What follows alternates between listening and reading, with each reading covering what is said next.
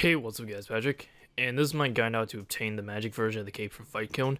So the 3 capes, one for each combat style. The way you get the cape is by dealing the most damage using the respective combat style. Since we're going for the magic version of the cape, the setup and stuff I show in this video are going to be for magic. If you want to know how to get the range and melee cape, I have guides on those too, and they're linked in the description. On screen right now are the requirements. You need to complete the Elder Kiln quest, and if you've never done Kiln before, you need to give up a fire cape as a one-time payment. And here are the stats I recommend, which are 85 plus magic, 85 plus defense, 70 plus prayer, and 67 plus summoning. This is my recommended setup, and when I put together these setups for combat related guides, I always use the most affordable, lowest level items you can get away with, because I want to make sure it's as accessible as possible. So this setup is not necessarily good, but it is good enough. If you have better alternatives, you should obviously go with that. You want to know if something's better, all you have to do is hover your mouse over the item and compare the numbers. Most of the things on here are self-explanatory as they're written on the side, but I do want to talk about a few of them. For one thing, there are going to be a lot of potential comments regarding whether dual wielding or a two-handed weapon is better. I know this because it's happened before. I say use whatever you're comfortable with, simply because they have different abilities, and it just makes more sense to use the abilities as you actually know how to use. You can use a Tokuzol for the ring slot, but Tokuzol is only better if it's charged. I also want to talk about the Sign of Life. Sign of Life is a tradable item that goes into your pocket slot. Basically, when you die, Sign of Life will revive you with 25% of your health. I highly recommend this over any other pocket slot item because you can easily waste at least half an hour to an hour doing Kiln, and stupid mistakes are quite possible. And finally, you can bring any combat-related ores if you have any. You can take your pick. You really don't need them, but of course, they do help. I know I said I like to show setups that are accessible as possible, but I felt I had to talk about this because this is by far the best armor you can use. First 5 items on this list make up the Obsidian armor set. When you wear it inside the Tazara City and any of its minigames, including Kiln, damage you receive is reduced by 45%. It's not tradable. You have to get these shards from a minigame called Fight Cauldron, which requires a quest called the Brink of Extinction, and then you have to make it yourself. You want to use this armor for different combat styles. There's a helmet for each one, so all you have to do is change the helmet. Everything else stay the same. Now I'm going to talk about the familiar and inventory setup. You need at least a rune pickaxe to fight one of the monsters. You can use the one in your tool belt only if you have a melee weapon, and the one in your tool belt has to be at least rune. I also have super prayer renewals for extra prayer points, grand potions to boost your stats, super stores for more prayer points, food and extra pouches to renew your familiar. I would suggest a familiar that can carry items, by the way, such as a war tortoise or a pack yak. You should fill it with food. I also have a fruit bat and fruit fall scrolls. Purposes is just in case you run out of food in your familiar. Fruit bat in combination with the scrolls will spawn fruit, which you can pick up to heal yourself. If you have 88 summoning, you can use the unicorn instead with healing aura scrolls. Oh, also of course you need runes for spells. You can use any spell you want, really, but order spells are probably the best. Ancient Magics is better than regular, but of course it costs more. You don't need Ancient Magics, so it just comes down to whether or not you want to spend that much. When you're inside the Kiln, at the end of every odd wave, one of these crystals will spawn in the middle. Numbers next to each one are what waves they spawn on. You don't have to remember that or anything. I'll remind you when we are actually doing the waves, but I want to take this opportunity to explain what they do when you use them. The Invulnerability Crystal will make you invincible against most attacks for 30 seconds. The Restoration Crystal will fully restore your HP and prayer points.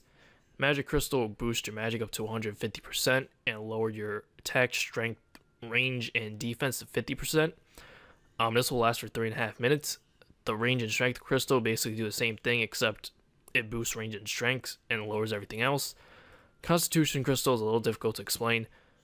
It'll boost your HP beyond its maximum amount, and it'll stay like that and keep healing you for 3.5 minutes. Since we're going for the magic cape, don't bother with the range and strength crystal. You can use almost any crystal whenever you feel you need it. I say almost because you need to save at least one of the Constitution crystals. It's important for one of the waves. When it comes to prayers, you can use stat boosting prayers if you want to, and you should definitely use protection prayers or deflect curses. Even if you have soul split, protection prayers and deflect curses are actually very good to use here. and I'm going to quickly go over which prayer you should use against each monster. It isn't that hard to remember, because you can tell which combat style they use just by looking at them. On screen right now are the monsters you should use Protect from range against. These are the monsters you should use Protect from melee against. These are the monsters you use Protect from magic against. These monsters are labeled as other because they use a different combat style, and there's a certain strategy to fighting each of them. On the far left, we have something called a Dill. I'll teach you how to fight that when the time comes. In the middle, we have Jad. He's just like the Jad inside fight caves, except he has less health and no healers, so basically he's easier. But you still need to prayer switch. And on the far right, we have Harkened, which is the fight Kiln boss. I'll teach you how to fight him when the time comes as well. The entrance to fight Kiln is located in the area marked here on this map. Right-clicking your Toku's Ul, choosing teleport, then fight Kiln and take you straight there. I'm going to be showing you what to do for each wave right after this, so from this point forward, I highly recommend watching ahead a little bit before actually doing it, so watch the first few waves before actually going in. Right-click the entrance and choose Quick Play. You then get to choose how fast the monsters spawn in between each wave. Fast is really not that bad, but I suppose if you're nervous or something, you should probably go with slow. Somewhere around the southeast corner, you're going to find O-shaped rock. You're going to be using this rock for waves 1 through 4. Basically what you do is stay under it. All the monsters will come to you. There will always be monsters coming from the north. Do not attack anything until the monsters from the north get stuck on it. When you do get stuck, start with killing them first. Then kill the monsters to the west, and finally kill the monsters to the east on the other side of the L-shaped rock. An Invulnerability crystal will spawn in the middle at the end of wave 1, and a restoration crystal at the end of wave 3. Get back under the L-shaped rock at the end of each wave. That includes the end of wave 4. Once again, you're repeating this process for waves 1 through 4. On wave 5, you're basically going to do the same thing, but I wanted to talk about wave 5 specifically because there'll also be a Dill that spawns on wave 5. I told you earlier that I'll show you how to fight that when the time comes, but for some reason the Dill is the only monster that doesn't come to you unless you get really close to it. But that's a good thing because it allows you to kill all the other monsters first before having to deal with it. So go ahead and kill all the other monsters first, then I'll teach you how to kill the Dill. The Dill is generally somewhere in the northeast corner. First thing you need to do is let it see you, and you need to lure it to the middle rock. Make sure it actually gets stuck. The Dill has a heavy hitting special attack that protection prayers and the Invulnerability crystal don't work against. In fact, prayers actually make it use the attack more, so turn prayers off completely. The Dill has some armor on. You need to wield your pickaxe, then run back and forth between hitting the Dill and the safe spot until the armor is broken.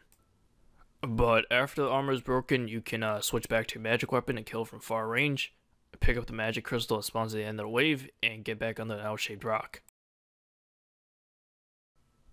For waves 6 through 9, you're going to do the same thing you did in the first 4 waves. No special monsters will spawn, and the crystals that spawn these waves are useless. At the end of each wave, get back on the L-shaped rock, and that includes the end of wave 9. On wave 10, there will be no monsters that spawn to the north. However, Jad will spawn to the west. He won't attack you unless you go too far to the west, so do that whenever you're ready. I said earlier that you fight him the same way as in fight caves, so you still need to prayer switch, but he has less HP and there are no healers. If you forgot how to prayer switch, if he stands up on his hind legs and spits a fireball, he's using a magic attack. If he picks up his front legs a little bit, then slams them into the ground, he's using a range attack. And after you're done, kill the ranger to the east and get back on the L-shaped rock. On waves 11 through 18, you're going to do the same thing you did in the first 4 waves with the L-shaped rock. A Constitution Crystal will spawn at the end of wave 11, Invulnerability Crystal at the end of wave 13, Restoration Crystal at the end of 15, and a Magic Crystal at the end of 17. At the end of each wave, get back on the L-shaped rock, and that includes the end of wave 18. On wave 19, another Dill is going to spawn to the north. So you're going to do the same thing you did in the last Dill wave, kill the monsters around the L-shaped rock, then go north to lure the Dill to the middle rock, break its armor with your pickaxe, kill it from far range, and at the end of wave 19, stand on the northeastern side of the middle rock. On wave 20, you get a mage and a Jad. Wait until they get stuck on the rock from the south side. Be ready to prayer switch, take a few steps to the northwest to keep your distance from Jad, and kill him, then kill the mage. At the end of the wave, stand anywhere around the middle rock. On wave 21, there will be 12 meleeers. Wait until they gather around the middle rock. Lure them to northeast corner, then run around the rock to the south. If you do this fast enough, they'll all get stuck, and you can safe spot them from here. At the end of the wave, stand on the northeastern side of the middle rock. On waves 22 and 23, you'll have a variety of meleeers coming from all directions. Wait until the ones coming from the northeast start attacking you, and as soon as they do, stand up against this rock to northeast on the east side. It'll cause them to get stuck. Also, if you can, kill the small guys first, because if you kill the big guys first, the small guys will get through, and that kind of defeats the point of the safe spot. A Constitution Crystal will spawn at the end of wave 23. By the way, remember you have to save at least one Constitution Crystal, so if you don't have one, hold on to this one. At the end of both these waves, stand on the northeastern side of the middle rock. On wave 24, you get a bunch of meleeers and one ranger to the northwest. You can use the safe spot again, but you have to kill the ranger first. At the end of this wave, stand on the northeastern side of the middle rock. On waves 25-27, you have monsters of varying combat styles coming from all directions, so a safe spot isn't going to work. Do not move from the middle rock until all the monsters coming from the south side get stuck on the rock. Once they do get stuck, kill the monsters to the north, then kill the ones to the south. You want to kill the biggest threats first, which is basically anything that's attacking you, and start with the highest level monsters. At the end of wave 25, an Invulnerability Crystal will spawn, and at the end of wave 27, a Restoration Crystal will spawn. At the end of each wave, including wave 27, stand on the northeastern side of the middle rock.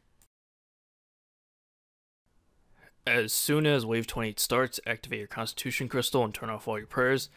6 Dills and Omega are going to spawn this wave, but the crystal will give you a lot of HP and keep healing you for 3.5 minutes, so you don't need a safe spot or even really worry about the damage at all. Just equip your pickaxe, break off all their armor, then kill them and the mage. Breaking the armor is the important part. 3.5 minutes should be enough time, but if the crystal runs out and you broke off all their armor but you didn't finish the wave yet, you could just try to safe spot them using the same spot you used before. They won't all follow you, but you can kill the ones that do and go chase the other ones when there aren't as many of them. At the end of this wave, stand on the northeastern side of the middle rock. On wave 29, you'll get a bunch of meleeers. Wait for the one coming from the northeast to hit you and lure them to the safe spot just like before. At the end of wave 29, a magic crystal will spawn and stand on the northeastern side of the middle rock. On wave 30, there will be 3 meleeers and a Jad. Jad ruins the safe spot for this wave, so just stay here and kill the 2 meleeers to the north. When they get close enough, go a few steps northwest and kill Jad, then kill the last meleeer. At the end of this wave, you don't have to stand anywhere in particular. On wave 31, there will be 4 rangers. Just turn on Protect from range and kill them. At the end of the wave, stand on the southeastern side of the middle rock. And yes, I said southeastern. On wave 32, there will be 4 meleeers. The old safe spot is gone, but luckily there's still one more. Wait until the meleeer coming from the southeast attacks you, and stand up against the rock to the southeast on the south side. At the end of the wave, stand on the northeastern side of the middle rock. On wave 33, there will be 1 mage coming from each corner, so a total of 4. Wait until the 2 to the south get stuck on the rock, kill the 2 to the north, then kill the last 2. At the end of the wave, stand on the northeastern side of the middle rock. On wave 34, when the meleeer gets close enough, kill him first, then kill Jad, and finally kill the ranger. At the end of the wave, stand next to the middle rock on the western side. On wave 35, this isn't a great spot to stand in, but at least you won't get ambushed by Jad. When they're all gathered around the rock and you're ready to fight Jad, come out of hiding, let the meleeer attack you, and kill Jad. Just be sure not to get too close to Jad, and remember, it's okay to let the meleeer attack you. After you kill Jad, kill the meleeer, then the mage, and finally the ranger. At the end of the wave, stand on the northeastern side of the middle rock. 36, there will be 2 Jads. They should get stuck on the middle rock. Just kill them one at a time, and at the end of the wave, it doesn't matter where you stand. On wave 37, the final wave, you have to fight Harkin, which is the boss. First thing you notice is there are tentacles all over the arena. This is what he uses to attack you. You can kill the tentacles to prevent damage and build up your adrenaline, but that's not how you kill him. You kill him by attacking the head, but you won't see the head at first. It won't show up until 45 seconds after the start of the wave. It'll randomly spawn on one of the sides except for the north side, and it'll stay there for 27 seconds before disappearing for 45 seconds again. I like to set a 45-second timer every time it goes under. When the head appears, you obviously attack the head, but if the head isn't there, standing in the corner with the least amount of tentacles will allow you to take the least amount of damage. Or like I said, you can just attack them and build up your adrenaline and stuff. Problem with standing in one corner though is that you only can see two sides, so every 40 or 45 seconds you have to run out and look for the head. That's pretty much all the tips I can give you. Good luck, and I hope you guys found this video helpful. If you did, remember to like, favorite, subscribe if you haven't already. Catch you guys later. Peace.